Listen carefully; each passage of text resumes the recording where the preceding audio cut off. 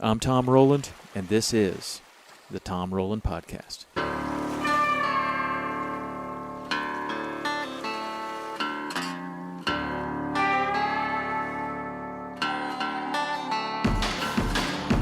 Hey everybody, this is Tom Rowland, and today's show features a good friend of mine, Miles Burghoff.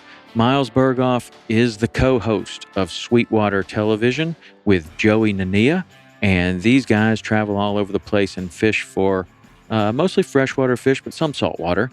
Miles and I have a good conversation about how he got started, what the world of sponsorship looks like, how does somebody get into this world, what are the most common questions that people are asking both of us, and a little bit of advice, both given to us by mentors that have really played a big part in the success that we've both had in the fishing world and in the sponsorship world, and just understanding that world and seeing what it is that as an angler we're trying to accomplish to best serve the sponsor.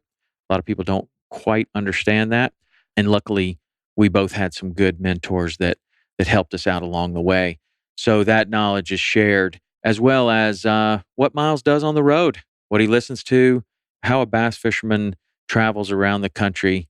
Is it lonely? You bet.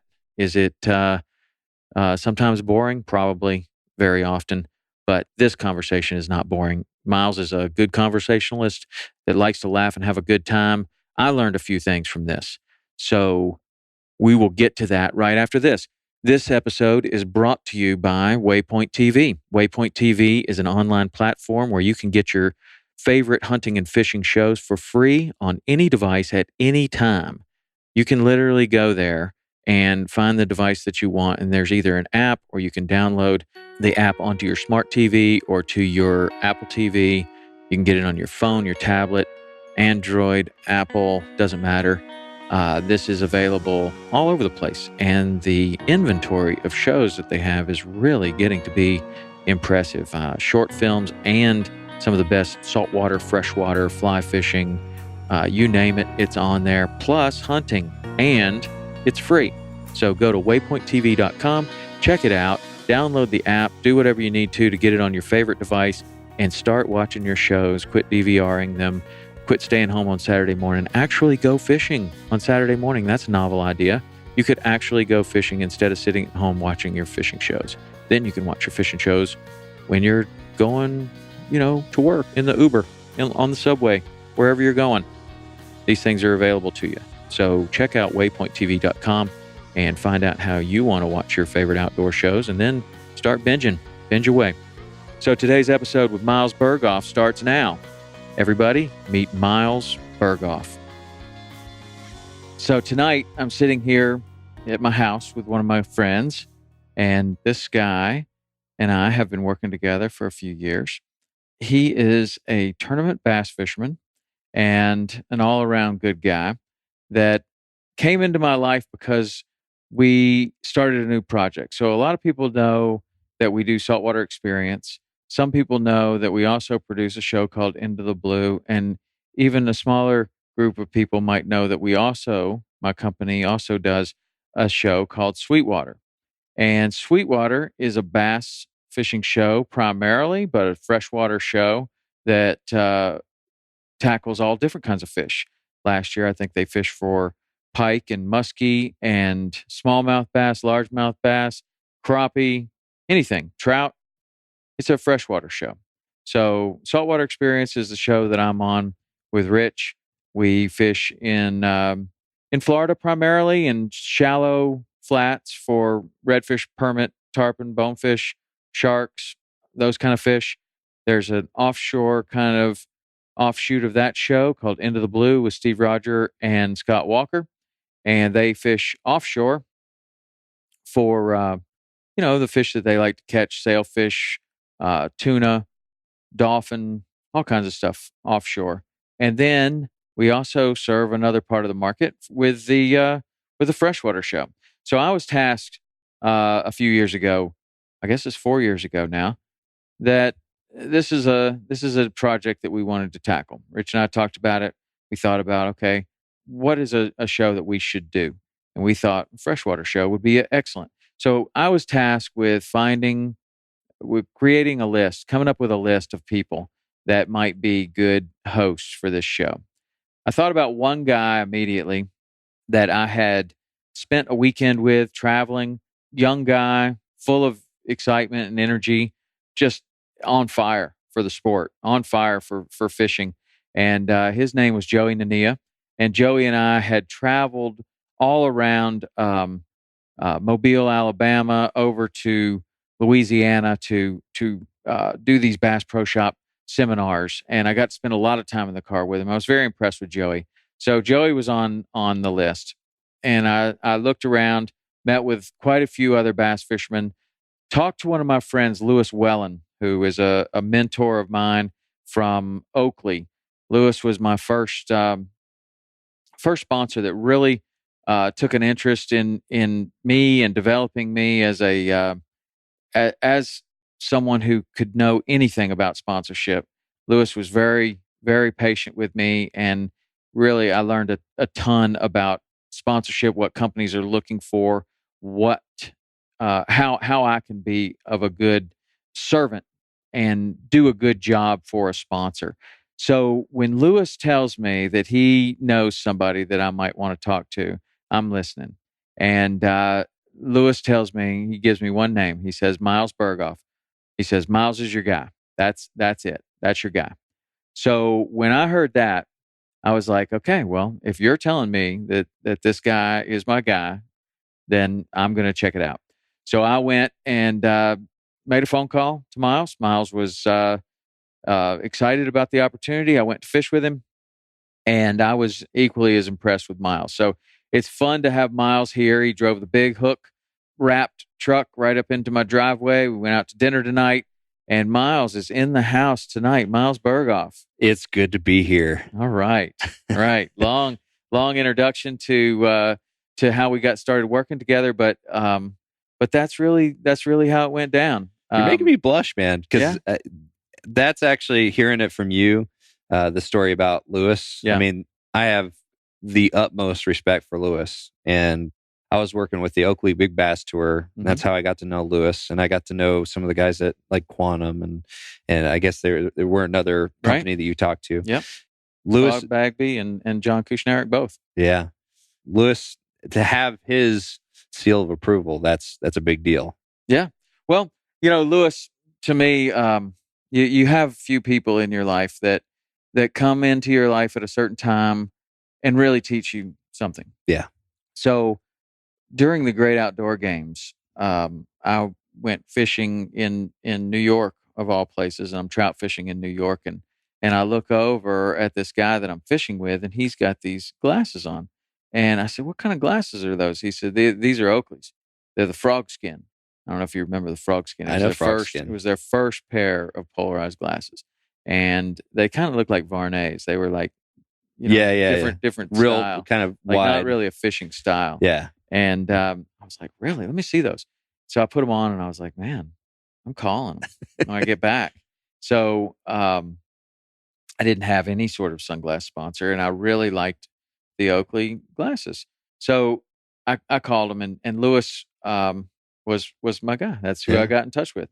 And the first thing he said to me, he said, well, I'll be happy to talk to you, but fishing really isn't on TV too much, is it? Yeah. And I said, well, actually it is.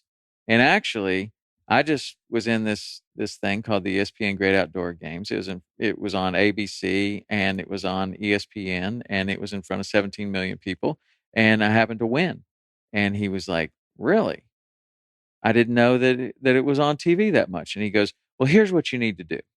You need to just send me an email on everything that you're doing. And I said, you just want me to send an email on everything I'm doing? And he said, yeah, you just go ahead and just write down whatever you're doing, send me an email. And so Lewis became my journal. Yeah. I mean, these emails to Lewis became, I don't know why I felt so open about doing this with him, but he assured me, he's like, look, man, I want to know everything you're doing. And if we have any future together, you need to tell me everything that you're doing. And I was like, okay. So I'd do a radio interview. I'd come home, and I'm like, Lewis, did a radio interview today, talked about, this and this and this, and it was on this radio station in the Florida Keys, and then this one I did one with ESPN, and then this and this. And so I'm writing down all this stuff, and over the years, I look back on those days and him telling me, well, that's great that you did that, but it really doesn't help me at all. Yeah. This over here that you did and you didn't think was helping anything, this free seminar that you did, now that is really good. You need to keep doing more things like that.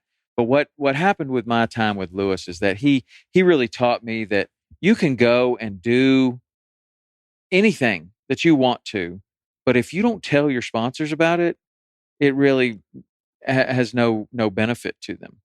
That's something that Lewis taught me a lot too. But at the time when I first met him, I was real green. Yeah, and I still am. I mean, I guess we all are really. We're all learning.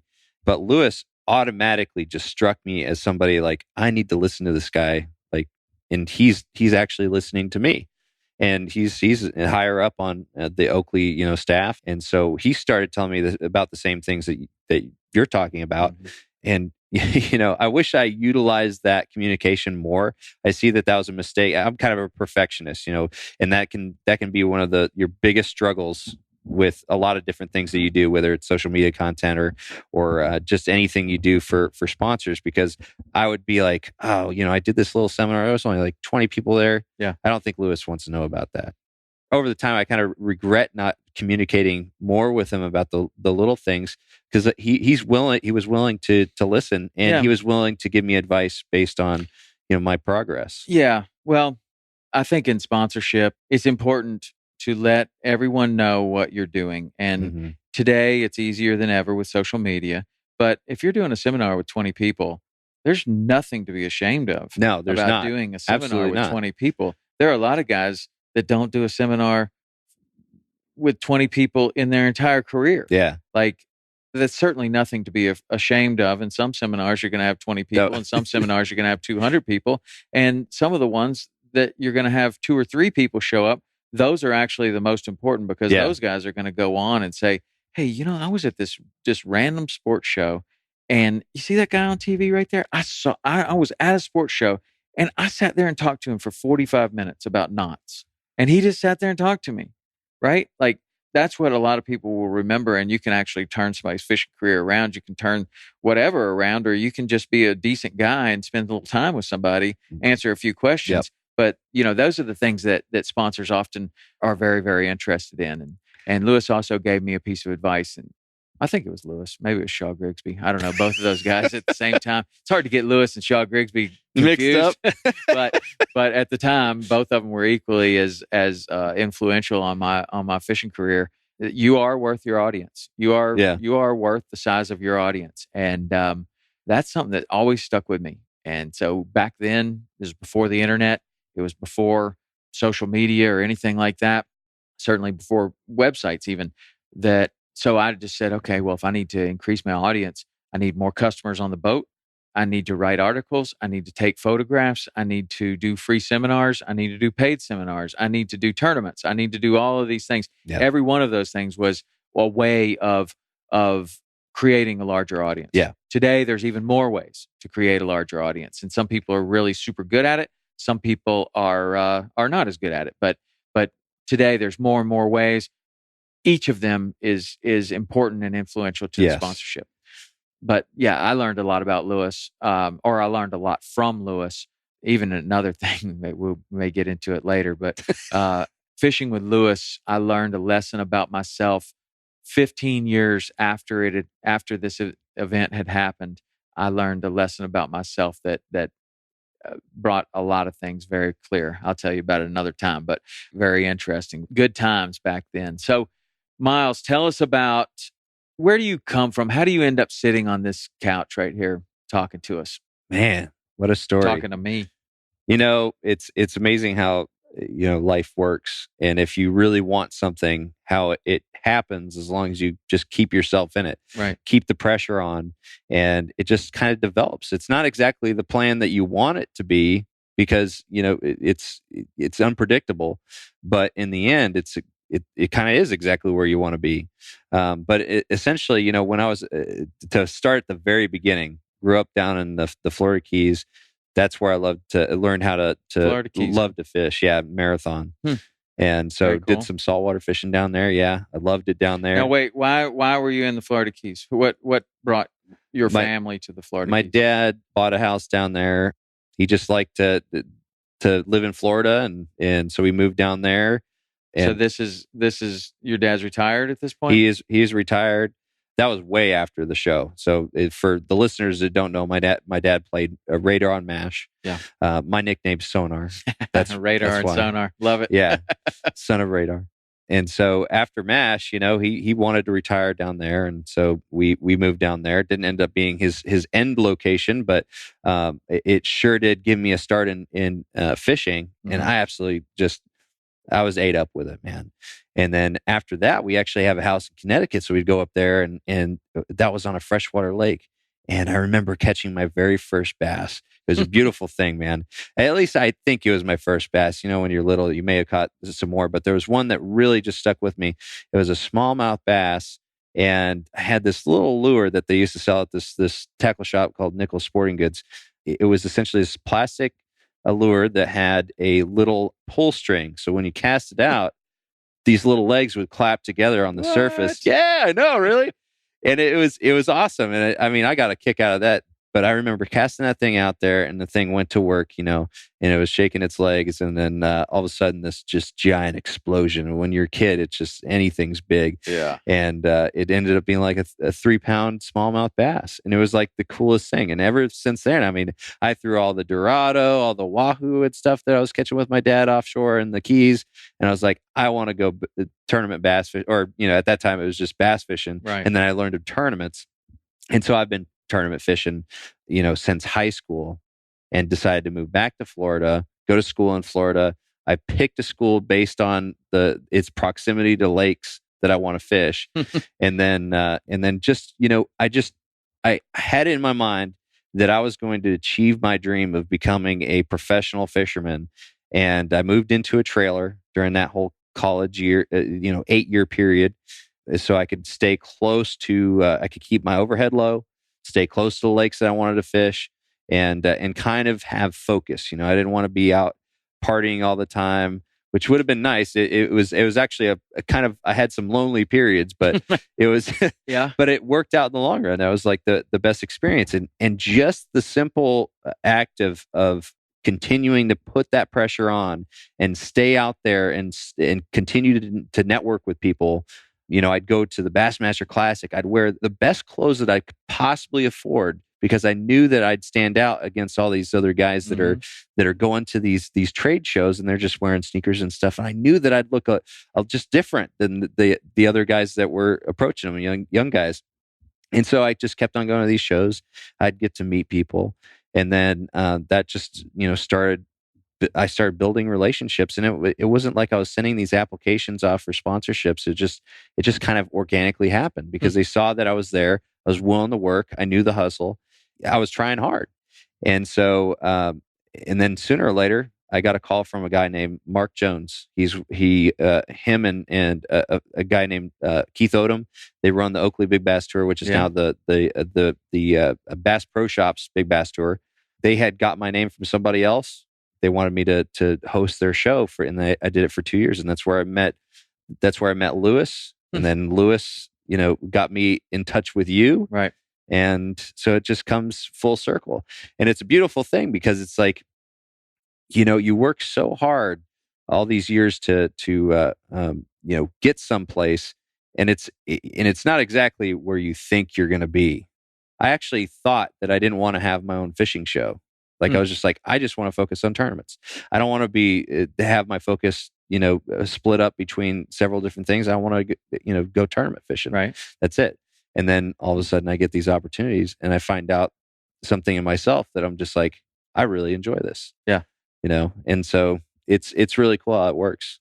Yeah. That's funny. I want to talk about the sponsorship thing, because one thing that I run into all the time, and probably I would say of the top 3 subjects that I receive messages on, emails or questions when we're at a sports show or whatever revolve around sponsorship, revolve around someone who wants to get to a certain place, feels like sponsorship is necessary, has no idea how to get there. And, sometimes there's just not enough time to really put towards giving someone the information that they really need, right? I want to because it's good for that person, usually a kid.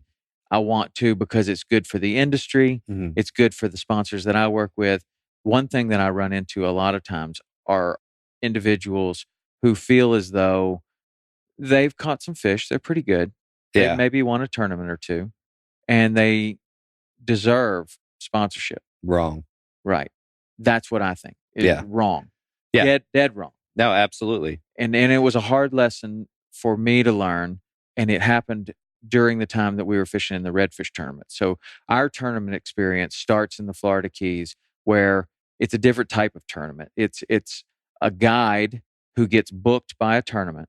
Yeah. These tournaments started as a way to fill in some slow time for the guides, right? So a September tournament is generally a very, very slow time. So they started doing these tournaments that would bring anglers to the Keys to have some fun, to fish in a tournament, and then the guide gets a little work. It also happens to be a charity event, which was a beautiful thing. Cystic fibrosis, the red bone tournaments raised huge amounts of money for cystic fibrosis. It was a wonderful thing. And it also happens at a time where that's your sonar going off. Yeah, no kidding. Thought I'd turn that off. It actually sounds like sonar. I like it. Well, it's by design. Anyway, these tournaments would happen at a time where it was really good for the guides. It injects money into the local economy, but basically it is two guys fishing on the front of a boat, a guide on the back of the boat, skiff tournaments mostly, and it's really designed to raise money for charity and give these guys an opportunity to fish, give the guide an opportunity to work. Well, just like any other type of a thing that starts that way, it becomes competitive very, very quickly, right? Like you know, it's a reputation thing. You don't win money, but you win a reputation. So if you are constantly the guy that is winning those things, you are going to end up getting a little bit more of an audience. This is before the internet, when this is all happening, like I was saying. So it was an excellent way for your name to be at the top of that scoreboard if you had anglers that could fish. So that's one type of tournament. Then we graduate to another type of tournament, which is a professional caliber tournament, more like what you're used to fishing in, where you're fishing for money and you're moving around. And that was in the redfish tournament. So in these redfish tournaments, I learned my lesson about sponsorship in that it was definitely not about how many tournaments you win. If you win tournaments, that is excellent. But what is the most important is putting on an absolute positive impression for whoever it is that you're representing. Absolutely. And that positive impression comes in a lot of different ways. The condition of your gear, how clean is your truck? Are you driving like a madman down the road with all these sponsor people all over your car?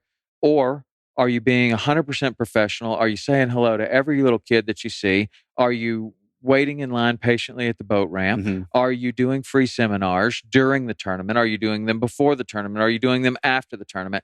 And it became really, really obvious to me that an angler who never wins a tournament, but does a lot of free seminars or paid seminars or writes articles is way more valuable than a guy that wins a few tournaments here and there.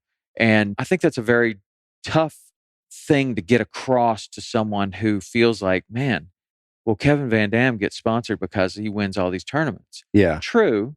But he's one of the hardest working guys, if not the hardest working guy in the bass industry, maybe even just fishing in general. I believe it. I know Kevin, and I don't know him very well, but I know him by reputation, and I've run into him at many quantum events where we're sponsored by a number of the same sponsors, and we have run into one another, and I'm always very impressed with his work ethic. That's what everyone always says about Kevin. And what Kevin also will impress you with right away, he's a humble guy. He is never going to walk past someone with his head held high and doesn't have time for this guy. He's the most sponsored fisherman because he always has time for someone. Here's my perspective on the whole sponsor thing. And learned the hard way like everybody else has. My perspective is that as anglers, if you want to make a living as a professional angler, quote unquote, you have to be in the mindset that you're an ambassador, period. You're not a tournament angler because nobody wants to pay you just to go fish tournaments. They're paying you to be an ambassador for the sport, get people excited about fishing, teach them how to fish. And in turn, that's going to help the industry. People are going to buy product and go fishing. And that's exactly what you need to do. And you do that through seminars, you do it through writing. It's just whatever it is. Nowadays, it's social media. Social media is the big thing. Getting people excited. You always want to have a positive attitude about everything that you do. Spin everything in a positive. I mean, because you don't want to turn anybody off. You don't want to be negative about it. Sponsors don't like that. No, nobody likes that. They're in this business to make money. It's business, and there's nothing that in the company handbook that says that they have to sponsor somebody. No. They could put their money somewhere else. And the reason that sponsorship is something that the companies do, and they do put a substantial amount of budget towards, is because anglers are the only real platform to get other anglers excited about fishing and bring more people into the sport and buy more product. And so that's one thing. One thing I always, because I get the same question, with the limited success that I've had, and it keeps on growing, and I'm real humbled by it. I get a lot of questions about sponsorship. And first thing I tell somebody is, don't worry about it. Don't worry about sponsorship right now. Focus on fishing, because when you enjoy what you do, people are going to notice. Right. Focus on fishing first, networking second. Networking is huge. Staying professional and just meeting people. Don't be soliciting for sponsorships all over the place, because the most meaningful sponsorships and the most meaningful partnerships, getting your own show, with Joey, of course, right. You guys approaching me, that all happened organically. I didn't send you guys an application for Sweetwater. No. It just happened because I realized that I just need to focus on my fishing and enjoying what I'm doing, and providing a very positive atmosphere for the people around me. Right. Well, the reason that something like that happens, in my opinion, is because you paid your dues. Mm-hmm. You had been paying your dues for many, many years, so that when that opportunity does happen, like flipping cards on a deck, when that card comes up, you're the first person that anybody thinks about. Yeah. Right. And so, and obviously there's some serendipity or some networking is excellent. Lewis, I know Lewis. I ask Lewis, I'm thinking enough about this project that I start asking everybody I know, who do you recommend? Well, I got your name from 2 different people. So obviously you've been putting your work in, and you weren't expecting anything, but that's what happens, is because you were just doing it out of love for the sport. You were doing it because you're trying to be a professional at this, and your name comes up twice. And certainly then there's one more step, right? That you actually we have to get together. And then all of the things that I hear have to be consistent with what I see. Mm-hmm. Right. Yep. And that's exactly what happened. So I'm really glad it did, because I've really enjoyed. Me too. Really enjoyed working with both you and Joey, and we've created something pretty cool. I think with Sweetwater. The Sweetwater is, it's definitely. I'm so happy that you gave me that, sent me that email. I remember when I was driving to the bank, driving my wife to the bank. We were dropping off the rent, and I saw your email. I'm like, Tom Rowland. Who's Tom Rowland? And I looked you up on the internet, because I'm not a saltwater guy, so I didn't know the great Tom Rowland. And then I flew back to Alabama, and we met for the first time, and I was pretty nervous taking you out fishing, and we really sucked. We didn't catch much of anything. No. But I'm glad that I made a good first impression. No, it was good, and it was and so that was great. But what do you think the hardest thing about shooting a TV show is? The hardest thing is by far leaving when the fish are biting. Yeah. because you catch as many fish as you need for the show, and then you go do some post, some B-roll, or something else. So you do some tips or something. Yeah. And for example, we were just down at Toledo Bend last year and filming a kayak episode, and we got on the most amazing shallow water bass fishing bite. It was it was pretty amazing. And then as soon as we caught enough fish for the show, the camera guy, our producer just said, "We're done." Peyote's just like, we're good. Let's go in. We're like, no. It's like, it's so painful to leave fish when they're biting like that. But that's just how it goes. But that's a good problem to have. I mean, it's not always like that filming a show, because you essentially, on a regular fishing day, if you catch 10 fish on a filming day, you're only going to catch about 2, probably. Yeah. I'd say. Well, tell why is that? Well, number one, I know why that is. Yeah, you know all too well. Well, you're a saltwater guy, so you got all kinds of stuff biting. You throw a shrimp in the water, and pretty much anything. Sometimes, that's every time. Sometimes you're right. No, we got an blue shoot going on right now, and there's a lot of shrimp going in the water, and nothing's biting them.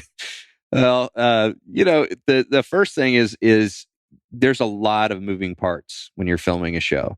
And so you've got the camera, we've got 3 camera guys and a photographer on most shoots. And so we're trying to make sure that everybody's got the camera rolling, the batteries aren't dead. And sometimes the fish are schooling on the surface and you can't make a cast. You just can't make a cast until all those cameras are up, or at least the majority of them are. And so that's really tough, because you're essentially wasting a lot of time. What, quote unquote, wasting? I mean, it's obvious that we're producing some good shows, some good footage, but it's it is frustrating because it takes a long time. It's a process, and over time, I mean, this 3rd year, I've kind of learned to kind of tone down a little bit, just kind of be there and just be ready to go fishing when the cameras are up. Yeah. You learn some patience. Yeah, you definitely learn patience. And so the bass fishing show is definitely different than the saltwater shows, but there's also a tremendous amount of similarities there. And so we got into shooting Saltwater Experience immediately on the heels of having some success in the redfish tournaments, which is very similar to the bass fishing. Man, the fish are there. You better catch them, because they're probably not going to be there in just a minute, or this guy's going to pull in on you and catch them. And those are probably the winning fish.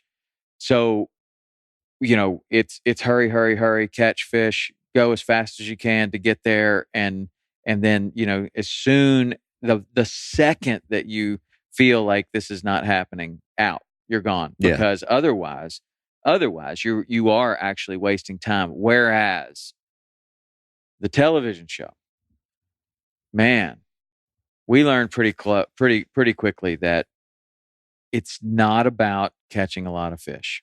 No. It's about covering one fish really well. And if you go and get ahead of the camera boat and catch a world record, it does not matter, and it does not count. Yeah. So what we had to do was to, all of a sudden it started making sense to us. When he said it doesn't, when Hop, our producer, says, if you go out away from us and you catch a world record, it doesn't count.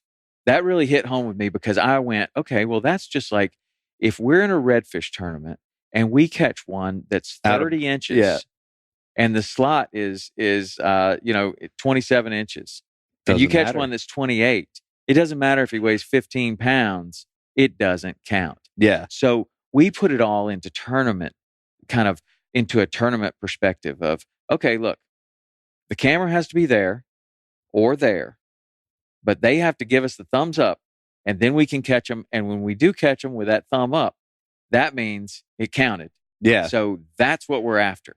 And if we go real fast and we break all the cameras and beat up all the camera guys, then it doesn't count. So the idea is we've got to go real slow. We've got to get there. We've got to let the cameras get in the right position.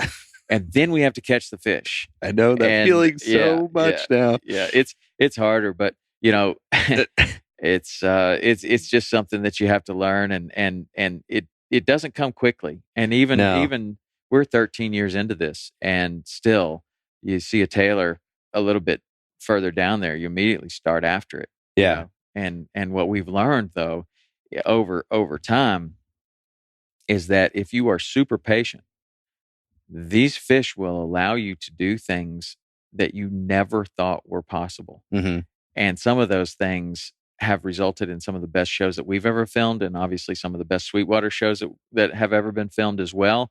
And that is something like seeing a tailing fish or a school of fish in some way, shape, or form, realizing that the light is not good from where you are right now or where the camera guy is. And the camera guy says, you know what would be great is if we were on the other side of that fish. And you're like, well, you can't do that. Why? Well, you're going to scare them away? Well, we've already got enough fish for the show, so let's just try this. And the fisherman's sitting there going, this is never, ever going to work. So I'm just going to sit down and eat a sandwich, and you guys go around there, and then you tell me if the fish is there. And so they go way around very slowly, and then they go, hey, he's still here doing the same thing. What? Really? And so now we've gotten the camera on the other side of the fish, and then we approach slowly, throw, right into the sun. They're looking on the other side of the fish, looking down sun, perfect light right at us. And those are some of the best shows, the best shots we've ever gotten. And doing things. That's why I like to have a producer who is not necessarily a fisherman. Yeah. For that reason. He's looking for art. He's looking at the light and he's saying, look, man, we can shoot it like this, but it's going to look like every other fishing show out there. Yeah. If you want this thing to be really great, we need to approach from the other side. Well, that's going to be really hard to do. Well, I'm just telling you how to make a great show, man. That's how the conversation goes around our shoot. And then we're like, okay, well, you know what? We want to make a great show, so we're going to try this. Yeah. With all expectation that it's going to fail. And you know what? A lot of time, most of the times it works. Actually, it's kind of weird. We have the same experience on Sweetwater. It's like sometimes we question our professional, quality. I think probably Peyote does because he's just like, why don't you just go over there and throw a frog? I'm just like, no, man, they're not going to hit a frog. And they hit a frog. Yeah, but maybe they will. Yeah, and if they will, it'll be awesome. Yeah, but don't you find that I find that as a fishing guide and as a television host and as just a regular angler and as a tournament fisherman, each one of these things has made me a better angler and a more complete angler because, first of all, in a tournament, you're operating with time restrictions. You're time restricted. You are restricted on the type of tackle that you can use. Yep. You're restricted on whether or not you can use live bait in some tournaments. You're restricted on, can you put a triple hook rig on there? I don't know. You're restricted. There are rules. Yeah. There are always rules. So when you come around those rules and you are successful within those rules, you have done something that you might not have done on another day. If you were on a regular guide trip, maybe you would have used live bait. Or maybe you would have used an umbrella rig that was legally within the law, but not in that tournament, right? Yeah. Like maybe I don't know. There may be a tournament where you can't fly fish, or you could fly fish, or you can't.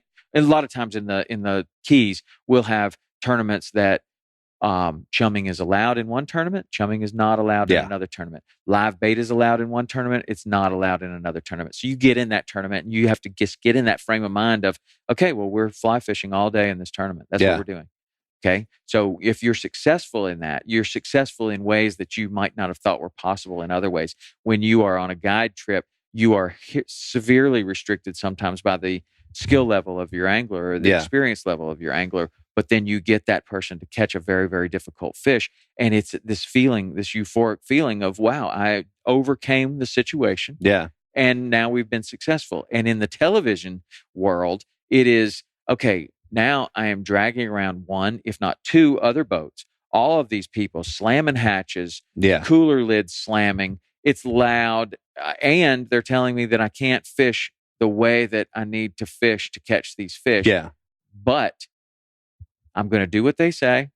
We're going to take their suggestions, and then we're still going to be successful. And when those things happen, it just makes me sit back, and sometimes, mostly, it's a humbling situation going, man, I really thought I knew about this situation. I really thought I knew what was going on here.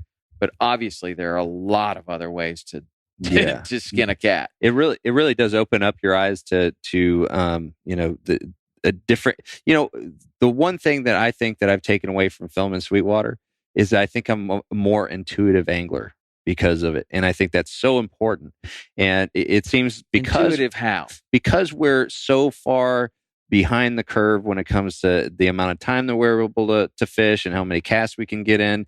Do you mean you don't always leave the dock at 4 a.m.? Yeah, we do, but we call it the crack. But the cameras don't get up till 8. We call it the crack of noon fishing team. Yeah, pretty much. That's how it goes.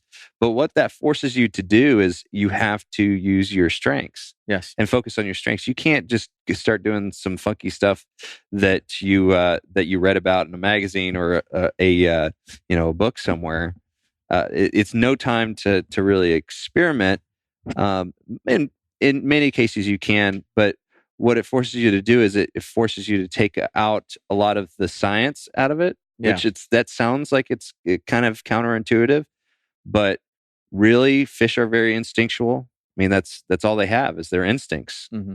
That's what dictates their habits. And once you kind of make things kind of simple and kind of focus on the simple tactics and your strengths, it seems to work out a whole lot better. Like if you watch Sweetwater, you notice that I throw a chatterbait a lot. Yeah, that's your thing. Throwing chatterbaits, it is my thing because it works and I know it. And I know how many different circumstances I can throw that thing in and catch fish. And that's the thing is I think that filming has made fishing more simple for me. I'm not making it more difficult, which is so important, I think. And I take that for my tournament fishing. I end up, before the worst tournaments I've had, I've overthought it. I've ended up, doing something that I'm not very comfortable with. It too technical, something that say Kevin VanDam, he's really good at throwing deep diving crankbaits. I'm not good at throwing deep diving crankbaits, but that lake is known for winning with deep diving crankbaits. If I try to do that, I'm competing against somebody else and not the fish.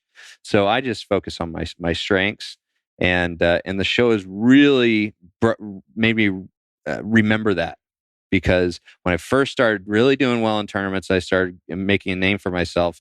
That's what I was doing. I was doing the things that I enjoyed to do the most and could do better than most anybody else. Mm-hmm. I wasn't venturing off into uncharted territory as far as techniques and fishing styles.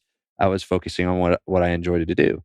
And the same thing with Sweetwater. I've tried, being under the gun and trying, techniques that Joey likes to throw, like a drop shot or something like that.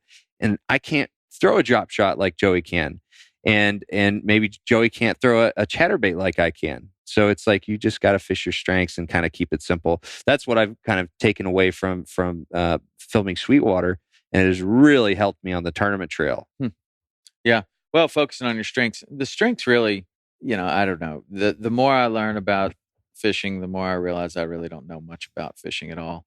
And I think that's the educational cycle. You get to a place where you feel like you really got this thing licked, man. You know it, man, inside and out. And there are no tricks that you don't know. And the next thing you know, something happens and you realize, holy moly, I don't really know anything about this. Like, I'm going to have to rethink everything.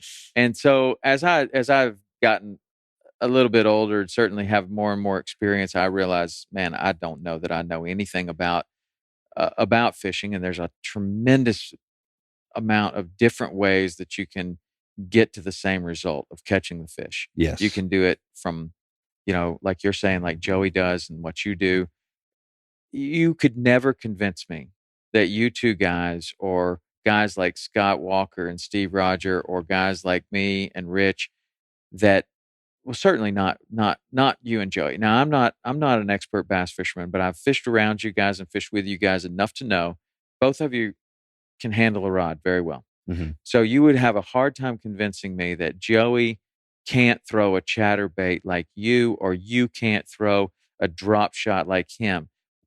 To me, what it boils down to is you don't have the confidence in the drop shot like he does. Mm-hmm. He doesn't have the confidence in the chatterbait like you do. So you're going to fish it differently, harder, stick with it longer. Yes. And maybe okay, well, it's not working here. I'm going to slow it down. I'm going to get it deeper. I'm going to do this. I'm going to do that with it because you have the confidence. Yes. It's not the rod skill. It's not. No, it has nothing to do with technical skill. All it is the fact that that very subtle differences in presentation is what makes or breaks a pattern or a bite. Yeah. And when it comes to building upon your strengths, it's anybody can flip and pitch, just as good as anybody else. At the pro circuit, everybody's pretty much on an even playing field as far as technical skill. But it's all the mental game. I've noticed a distinct difference in the way that I retrieve. I'll use the chatterbait as an example again. Retrieve a chatterbait when I know I'm going to get a bite.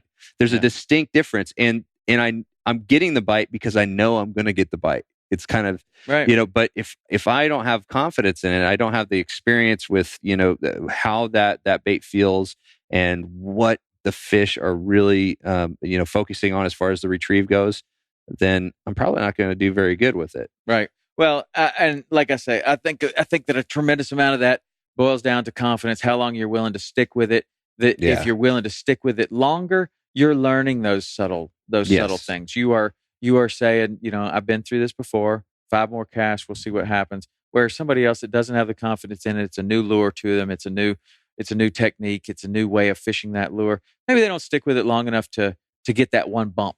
To where, if I slow it down a little bit, now I've got it. And it's the same thing in saltwater. It's the same thing with different types of baits. It's the same thing with all of that. But it does boil down to the confidence, and that's really so much of what fishing is. And that is the one consistent thing that I have that I keep going back to as I say that I learn one thing and then I realize I don't know anything. What I do know is that fishing is about confidence. It's about being confident in your gear and your technique, in your surroundings, in the area, whatever. It's about that. And if you have that confidence, you can make some amazing things happen in some very poor conditions. Yeah, I've my experience with confidence. Confidence is it's a funny thing because I feel like sometimes confidence is misused, and it can be misused, and it can be a negative.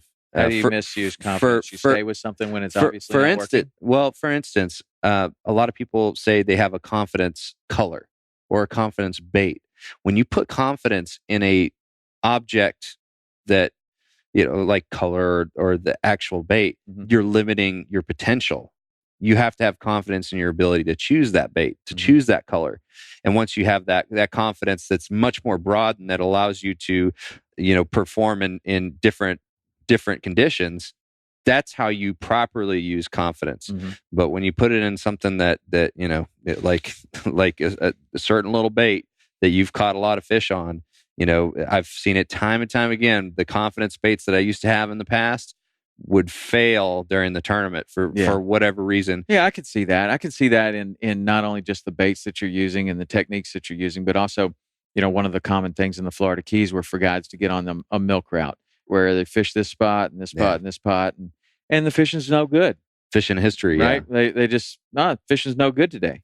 Yeah, but they never got outside of their milk route. They never, they never experienced something different. And if they had, maybe they would have seen something different. But all of this stuff that you're talking about obviously comes from a tremendous amount of experience in a lot of different lakes. Yes. So you lived in California for a little while. Now you're moving back to Florida. Where do you find your confidence area is? And where is the easiest place for you to fish? Florida. Florida's the easiest way. Okeechobee. Is that because of your college experience? You went to college in Orlando. I went to UCF, and man, it took me a long time to figure out Florida. I moved there specifically because if you look at the tournament trail, the tournaments always start in Florida in January or February. It's like Louisiana for us in the redfish tournaments. Yeah. That's the hot spot. Yeah. And the tour pros either hate Florida or they absolutely love it. And some of the biggest bombs that people have, like that's where the leaderboard really takes a hit. is Florida generally. And so I was just like, I need to figure that out, because having good momentum starting the year is really important. So I need to go down there and learn Florida. So I moved down there, and I think the reason why I feel so comfortable in Florida, it does. I just got back from living in California for a few years, and I got back to Florida, and I jumped right back into it. I mean, I didn't miss a beat. I've enjoyed myself, and I've caught a lot of fish and cashed quite a few checks so far. And the reason for that is that I didn't go fishing with other people when I first moved to Florida. I didn't fish with my first person in Florida until like the 4th year I was there. Literally did not go fishing with anybody for 4 years. I had a lot of really down, days, a lot of them. I mean, a ton. I wasn't catching any big fish. I wasn't doing good in any tournaments. But then all of a sudden, I started, because of all my experience, that my experience, not somebody on the back of the boat's experience or another person's experience, because I was that kind of loner kid that didn't know anybody. I had these experiences, so I could know the little intricacies of what was going on at that particular moment, which is really important. Those little details. That's why dock talk can be so dangerous, is because how somebody else caught a fish. There's something very, very small that they did to catch that fish. And so what I learned by just fishing by myself is I learned how to trust my own instincts. And I'm a firm believer, maybe I'm a little bit too holistic with my thought process in fishing, but I'm a big believer in instinctual angling, going out there and just listening to your gut instinct, and just kind of fishing that moment.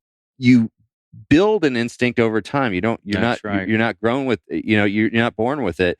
You grow it over time, and you grow it by your own experiences, period. Right. Nobody else's experience. So don't you think when you're saying that to somebody that is getting started in this and frustrating building those experiences, of course it's frustrating, but as you build a wider base, it's just like building a building, You can have a building that looks like a pyramid that's going to stand the test of time, wide base, and and build up from there. Or you can build a skyscraper that's very, very thin on the bottom. And what I mean by that, and it's the same thing in saltwater, is you can either choose to build this instinct like you're talking about through a select few techniques and a select few lakes and a select few spots in saltwater.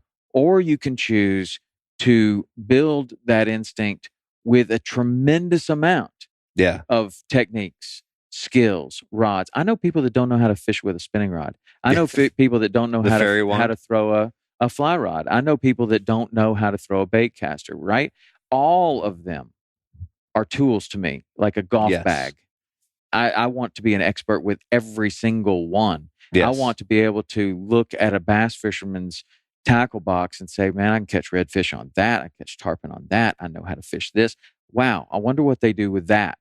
I could probably, if a bass will eat it, I'm sure I can find a fish that will eat it. And so I want to be able to, one of the things that would help me to develop that instinct and help me to do better in the tournaments and as a fishing guide is to embrace all of the techniques, to embrace all of the spots, to learn all of the Florida keys. And you know what? The only way to do that is to have the dry days, to go out with the fly rod or go out with the bait caster or the spinning rod if you're not familiar with spin casting or whatever, the ferry rod, whatever bass fishermen call it, and go out and try it. Yeah. Right? And you've got to have the dry days. You've got to have those days where you're not catching anything and it's really frustrating. Yeah. But if you embrace all of those techniques, I feel like you're building a wider base. You have more experience to draw from. Yeah, I agree. I feel that when I was first learning, I was absorbing everything. I was taking all the magazines. I had a massive collection of magazines. My truck couldn't tow my trailer specifically because of my magazine collection. I actually had to leave it at one RV resort so I could move it to another one. I slept with my magazines pretty much. And so I had all these books and magazines. What kind of magazines are these we're talking about? Yeah. Bassmaster, fish porn. Yeah. And so, I absorbed all that. And so I learned a lot of different techniques, everything I could. If there was a new technique, I learned it. Mm-hmm. But the thing that I also learned over time that has really helped me is that there's some techniques that I need to pick and choose. Like there's certain techniques that I'm beating a dead horse with. Personally, it's not my style. I'm a shallow water power fisherman, and I've learned to really embrace that. And I tell you what, I have way more checks when I do that than when I don't. Mm-hmm. Yeah, that's interesting. And I guess if you were to see that's your strength and you were going to attack your weakness, then the way to do that, which is something that you've already said that you did, was you kind of afraid of Florida, so you moved there. Right? Yeah. Like, so if you were to attack this weakness, the way to do it would be to move to a place, or to choose to fish a lake that didn't have the shallow water like you like to fish. You have to learn the deeper water. And you can do that. And I've tried doing that, and I'm going to be kind of counter to, everybody's different as far as what they need to embrace. But my whole philosophy is that in sports and in anything great, any type of, art or anything, you have to have a specific strength. Okay. There's nobody that is just the best at everything. Okay. You're right about that. Because you look at any sport, and the greatest in each sport, it's not like, Tom Brady's, doing everything on that field. He's really strong at something. And that's, what a team is all about. And when it comes to fishing, it's the same exact thing. There's, you look at somebody like Kevin VanDam. I'm not going to throw down with him with deep diving crankbaits. You look at somebody like, who would I was going to say, like Skeet Reese with a drop shot or something, or Aaron Martins with a drop shot. Skeet Reese is good with a drop shot, but Aaron Martins is really good with it. I'm not throwing down with that guy. But when it comes to shallow water power fishing, I'm not competing against those guys. I'm competing against the fish, because I am in my element. That is my playground. That's where I go to work. For me, that's kind of been the whole key to my success. Is like, I had 2 years where I was doing terrible, and it was because I was trying to embrace those other techniques. And so what you've got to do is you've got to learn everything, and then throw everything that you don't feel comfortable with kind of out the window. Or continue to really? Did he say that? No, there's a very famous Bruce Lee quote that says almost exactly that. Yeah, to embrace everything. The punch. I want to. What was it? What did he say? I believe in the guy that can that knows one punch or practices one punch 1,000 times. Well, it was something to the. That was a really bad recall of a quote. Well, yeah, and it was a different quote, but it was something. You shouldn't be afraid of the guy that knows 10,000 moves, but the guy that has practiced that's what it was 10,000 times. Yeah. It was just certainly true in wrestling, which is my domain there. But in this, it was basically learn as much as you possibly can. Yeah. Keep what is useful, throw away what's not. Yeah. And that was Bruce Lee's philosophy of he was the first guy that Bruce Lee was really the father of modern day UFC fighting, because he at the time of Bruce Lee, he was a guy that was contrary to so much of what was going on in martial arts. You were either a Taekwondo guy, or you were a Judo guy, or you were, all of these different things. And Bruce Lee was the first guy that said, well, look, man, there's something in Judo that's really good. Yeah. You can whip people's ass with that. And then over here, this has something that's really interesting. Yeah. And Western boxing is interesting for these reasons. And I'm going to absorb what's useful, and I'm going to throw away everything else. And that's a really good point. And one thing that I need to mention when it comes to this whole topic is the fact that I don't just fish shallow. okay, because I learned all these different techniques, I also learned how to fish in clear water. I learned techniques that I really felt confident in and enjoyed fishing clear water, deep water, and shallow water in all different conditions. So it's really important to not only have a strength, but also have strengths in each category. Is you can't be the best at everything. There's always going to be somebody that's better at you, and you need to make sure that you're not playing against somebody that's better at you than or better than you at something. Right. Because that's just in fishing. I think that a lot of people overlook that, but nobody's going to do something in a professional sport, like football or baseball. They're not gonna do something that somebody else that's standing right across from them can do way better, and they know it. Right. So why would you do that in fishing? You got to find a way, and that's what you've done. So when you're going, I always think about being a bass fisherman and being a rodeo cowboy or a professional wrestler as kind of a similar kind of deal. Like, here you are in this one place, and tournament's over, pack it up, move on. So same kind of deal with a rodeo cowboy. They ride the rodeo, they put their stuff up, they get in the truck, and they head to the next one. Yeah. And there's a lot of time spent between one venue and the next. And I always kind of wonder, like I pass a lot of bass fishermen on the road, and I always kind of wonder, it seems like kind of a solitary existence. Some people have somebody else in the truck with them, but not many. They're usually by themselves. What do you do when you're doing that much driving? I make a lot of phone calls, and I listen to a lot of music and podcasts.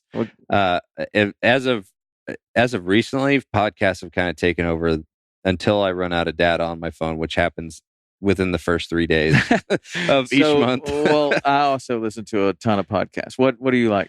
School of Greatness is a really good one. House. That one, that one's a really good one. There's a lot of really cool stories on that. I like some of the murder mysteries. Oh, yeah. You have to turn me on to a couple of those. Yeah, like Up and Vanished, really good one. I don't know. Serial was a good one. Yeah. Serial was like the first one to kind of that was the catalyst for all these different murder mystery podcasts. Well, I loved Serial, and that really grabbed me.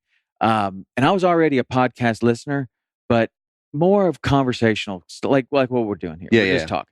But Serial was this obviously incredibly well researched, unbelievably well produced thing where it was an art form, man. They took the story and they took some general conversation by the narrator, and then they insert these little pieces of interviews with a little bit of music here and there to tell the story. It was in its own was unbelievable. It was just like the way they told it was beyond question one of the greatest things to have listened to ever. Much better than TV, because TV is taking. I mean, they just had to paint such an intricate picture. Yeah, but the only thing that we could even begin to compare Serial to is Making a Murderer on Netflix. Yes. Yeah. Okay? Yeah. So they did a very good job. Yeah, they did. They did a very good job. It was kind of a similar kind of thing where they tell a story through a narration, then they bring in interviews, they bring in pieces of film, they bring in this and that, and tell the story that in its own, if it was a Hollywood movie, you wouldn't believe it, because the truth is stranger than fiction. And I love podcasts like that. I listen to a ton of podcasts. I like history ones. I'm a big fan of Joe Rogan's podcast, Lewis Howes. I like some that are not well known at all. There was one that I actually was on called Wrestling with Success, and then it changed to Success Through Failure. Yeah. And it's this guy, Jim Harshaw. He was a great collegiate wrestler, and he tells these stories about how failure has really helped people to find their success ultimately, and that it wouldn't be possible without failure, and therefore you should embrace failure, right? I think that's kind of what we're talking about. Yeah, about I think that goes right back in. Yeah, about the fishing thing is that you've got to embrace failure. You got to go places and you got to fish and do things that don't work, so that you know when it counts, it's probably not going to work. You got to know what you suck at. Yeah. But I like that. I also do a lot of driving. I drive, to Key West a lot, and, around the state of Florida, and then, follow my children around as they're doing their athletic events, whether it's wrestling or cheerleading or lacrosse. So I'm all over the country too. And the podcast has just really revolutionized what I do. That I used to listen to a lot of audiobooks. So I do a lot of running and long exercise. And I've always listened to audiobooks. And I wish I had known this when I was in high school, because, man, I am not a good reader. I'm just not. I mean, as a paper book, I fall asleep after the first page. I do too. I fall asleep. And what I've found is that, man, if I can be running and listening to something, my retention of that material is it's not like a little bit better. Yeah. It's like 10,000 times better. I can remember quotes. I can remember all this different stuff if I am doing some sort of a moving and I'm able to listen to this stuff. So driving is very similar. If I'm driving and I'm the only one in the car, that's a big thing. I need to be the only one there so I can adjust the volume to where I want it, and it's usually booming, like a podcast is booming, really loud. And I don't know, man. I just absorb it. I find that it makes the time pass really quickly. Have you ever listened to Dan Carlin's Hardcore History? No, dude, I haven't listened to that one. If you're going to drive to California, you could make it probably just by stopping for gas by listening to Dan Carlin's Blueprint for Armageddon.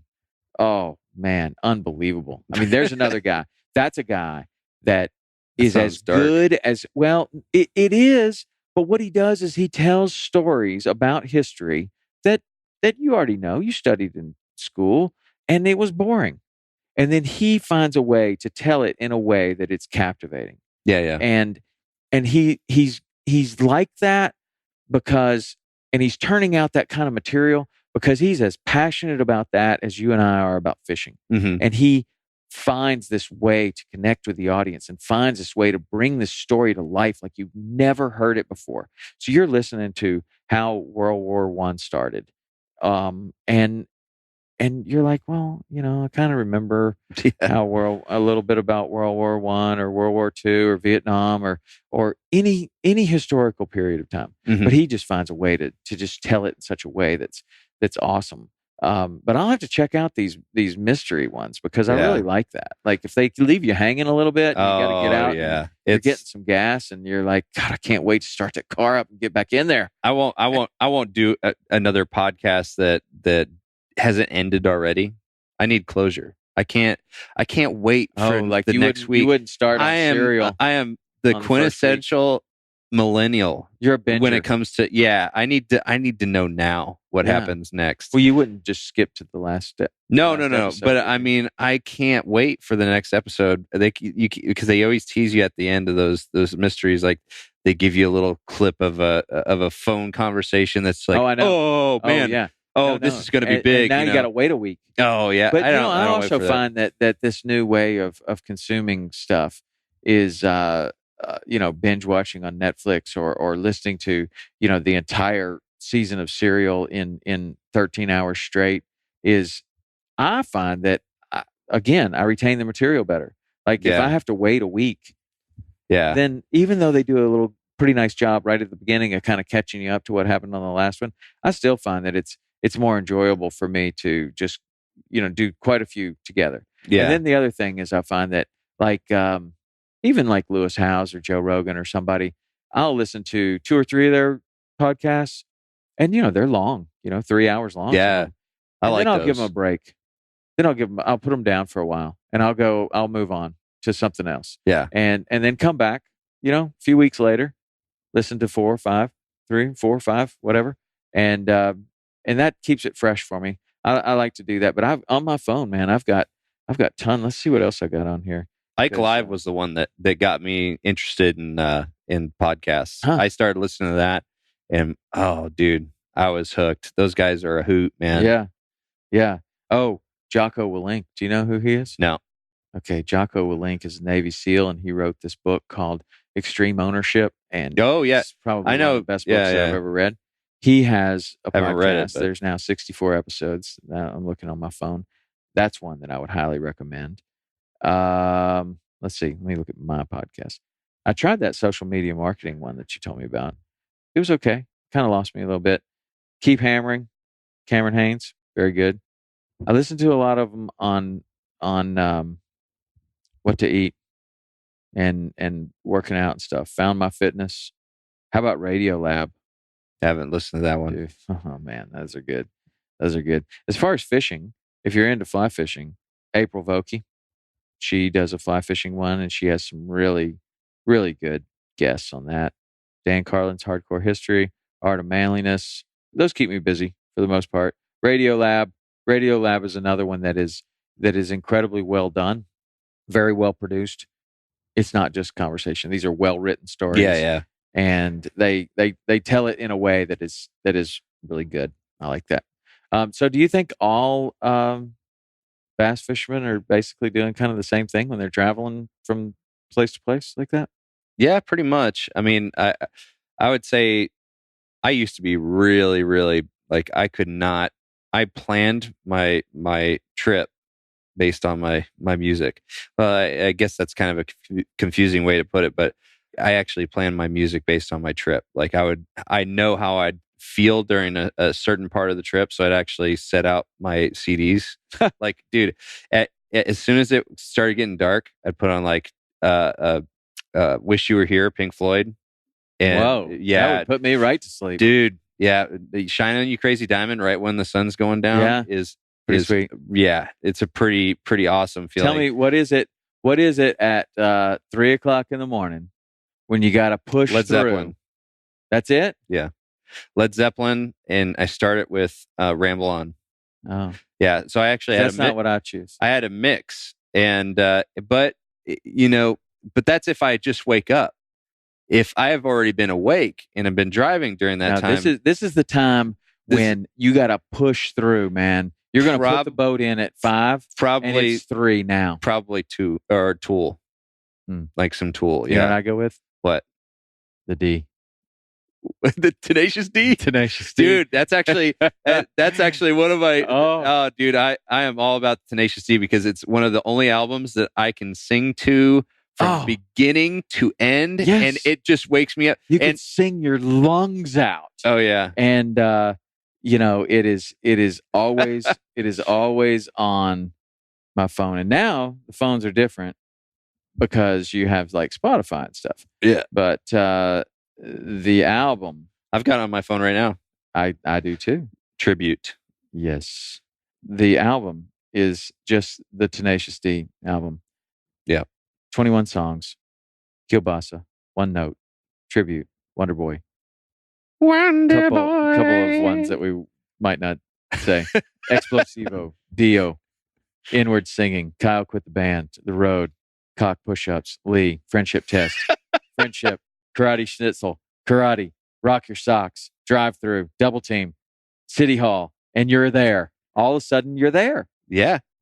It's that album is actually, I'm glad you brought that up because if I am really, really tired, it usually goes. You playing it right now? Just a little bit. It's in the back. It's in the back. You won't even be able to tell. Oh yeah, this will get you through right here. But you can't do the air drums. It only matters if it rocks. The main thing that we do is to rock your socks off. Yeah, see, you know what's up. I don't wear socks, but another one that's on kind of the same level for me is Pink Floyd The Wall. Pink Floyd is my favorite band, but I can only play it I have to honor it by playing it during certain times of the day when I'm in that mood. Yeah. And I can't play it during the daytime. Like it's got to be like nighttime or dark outside. So this is something that I've noticed about my friends mostly. So my friends consist of the most eclectic group of people that you would ever run into. Yeah. If you were to line them all up against a wall. So most of them, there is one thing that that is consistent. The constant of my friends. They are passionate people. Sometimes they're creatives. Sometimes they are exceptionally good at what they do. They might be a lawyer, might be a doctor, they might be a fisherman, they might be whatever. So with this group of people, I've got workout guys, I've got fishing guys, I've got hunting guys, and then I've got people that in my group of friends that don't even know that I fish for a living. They they just don't. And then a whole bunch of people that think I work out for a living. If at your house, there's no way that I would have taken fishing from this place. Well, no, you hadn't seen that room. Yeah. And then I have another room at another place. But the one thing that holds true is each of these people has some wild ass idiosyncrasies that make us all really weird. We are. Like you're wanting to honor Pink Floyd by playing them at a certain time of the day. That's interesting. Do you find that other bass fishermen are as interested in their music? Well, yeah. I mean, everybody's got their own thing. I don't know if they're as particular. This is something that I've thought should take off, but it hasn't. How come nobody listens to music on the boat? I do on occasion, but I honestly can't do it while I'm fishing. You guys are out there for 15 hours a day. Can't you just put on some headphones or what? Jimmy Buffett. Buffett? The headphones are a no because you can't hear your surroundings. So you can't hear a fish jump or, so on and so forth. Right. That's why, because, you're taking those audible and visual cues from, your surroundings to help you build that puzzle. Yeah. And so with music, it kind of takes away from that. It's interesting, man. When I'm driving my boat from location to location, I crank that up, man. It's interesting. I love music. I love listening to music. I will sometimes drive for hours at a time in complete silence. Just give it a break, or just think of time. Or maybe you find yourself getting off the phone and you put the phone down, and the next thing you know, you're like, man, I just drove for 2 hours. It's been completely silent. So that does happen. But, I almost always have a stereo in my boat of some sort. Now it's really easy. You just get the speakers. You got the Sonic Hub thing. And you just plug in your iPod, and next thing you know, you're listening to whatever you want. But, when I listen to music? When I'm washing the boat. Yeah. That's it. When I'm working on tackle. I don't listen, man. I don't listen to it when I'm fishing. I don't listen to it when I'm driving the boat. I don't listen to it anytime at all. Because when I'm driving the boat, I'm constantly listening for something to explode. Like I always think that at any second something's just gonna let loose. And you know how it is, man. You're just kind of driving along, and you're like, "What was that noise?" Yeah, like it's just a different noise, and you're like, "I'm 30 miles offshore. Like this is not good. Like what is that noise? Should I turn around now?" Yeah, like and so then it's just a water bottle rolling around on the floor. Or I have the same thing. It's my client making this funny sound with his mouth. It's like, how about, could you please stop that? Like, you're making me super nervous.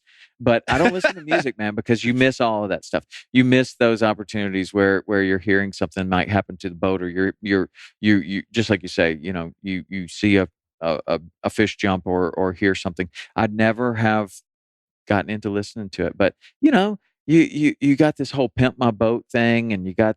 You're looking at the trucks that a lot of the bass fishermen are driving, and a lot of the saltwater guys are driving too. And you're thinking, man, that guy's probably got a rocking stereo in his boat, which I'm sure some do. Yeah. But I haven't seen anybody listen to the music. Yeah. I don't listen to it as much. And there was like one turning point for me. So I bought this boat.